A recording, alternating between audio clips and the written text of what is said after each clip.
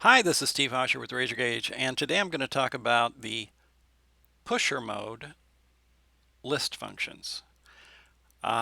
This is the screen the software lands on when you start it up. If you've watched the other videos, you know that we divide the functionality up into stop mode, pusher mode, auto list, and settings. It lands in stop mode on the keypad tab within stop mode because that's what we've always done. Um, but if you want to go to pusher mode, here you have two tabs, list and repeating pattern. So in the list tab of the pusher mode, you can create lists, save lists, and run lists that are just simple lists. You don't have any, you can't, you have to run lists that match a certain format. Unlike AutoList, where we can map lists of all different arrangements. Um, in the This is the free list mode. Auto list you have to pay for. Uh, the the file that you open has to be of a certain has to basically the first column has to be line number. The second column has to be length, line number, length, and quantity. The third column has to be quantity, and the fourth column has to be remaining quantity. And when you're making the list, those are the same. Quantity and remaining quantity are the same when you make the list. Uh, but as far as running the machine, all you're going to do is either open a list that already exists. I'm not sure. Yeah, those are lists that don't match the format. That's what you get when you do that. Or you're probably just going to be creating a list. So if you create a list, you click that create new cut list. You want to Let's say you want some 36 and an eighth parts. You want to make 20 of those. I don't see people typing in material and description when they're making a list on the machine, but you can.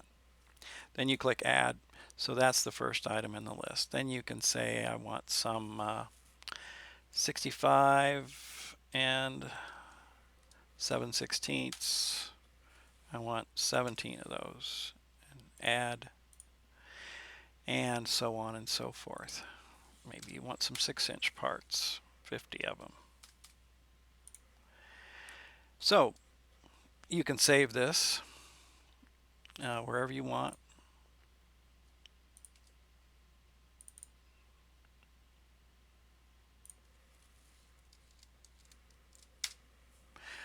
You can save and open, in which case it just, now this is the thing. I should have probably done this first. Um, you can create a list. I'm just going to add that default and save and open. And then it's ready to go. You can optimize or not.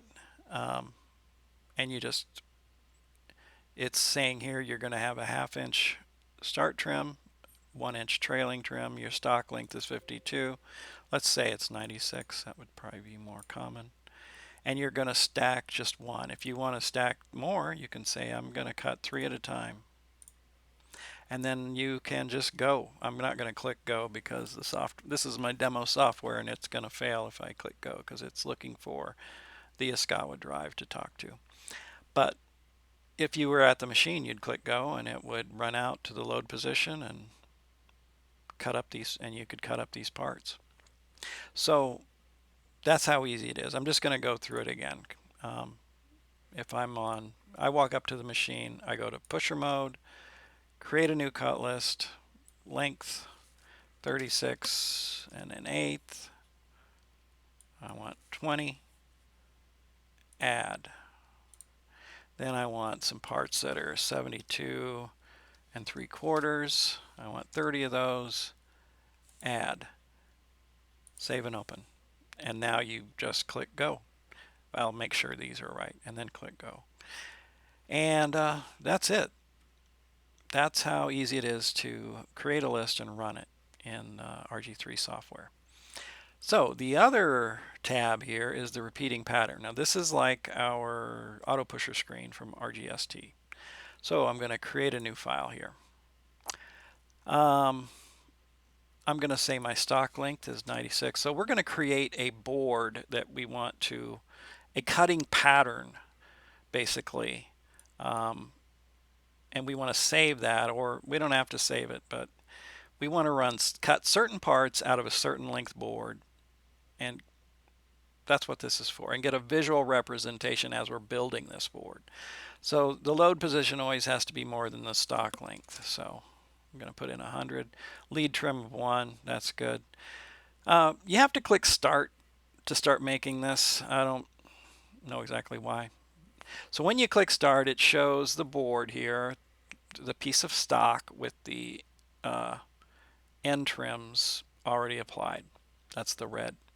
So let's say I want to cut, so I've got part length left. I have 93.8 inches left. And the reason I only have that is because I got a home offset of 1, a kerf of 0.2, and a leading edge trim of 1. So that's what we're seeing here. That's why we only have this much left. Okay, so I'm going to make some 16 7/8 parts. And if I want more than one of those, I do it a few times. So here it gets applied to the board here. I've got these 3 parts laid in. I've got 42 inches left. Now let's say I want to make some 6-inch parts. I add some of those in. Okay, that's all I want of those. I've got 17 inches left. I may need a 12.5. Okay, so now I've created this piece of stock with a cut pattern that references a piece of stock in certain parts, certain part lengths. And so now I can save this so I can pull it up whenever I want it, or I can just save and open.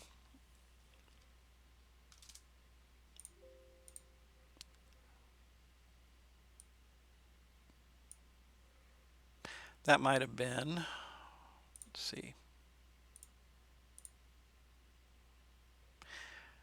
I think that's because I tried to save it with a name that already existed. But if I opened the file, this is how it would look. So you click load, it'd move out to the load position.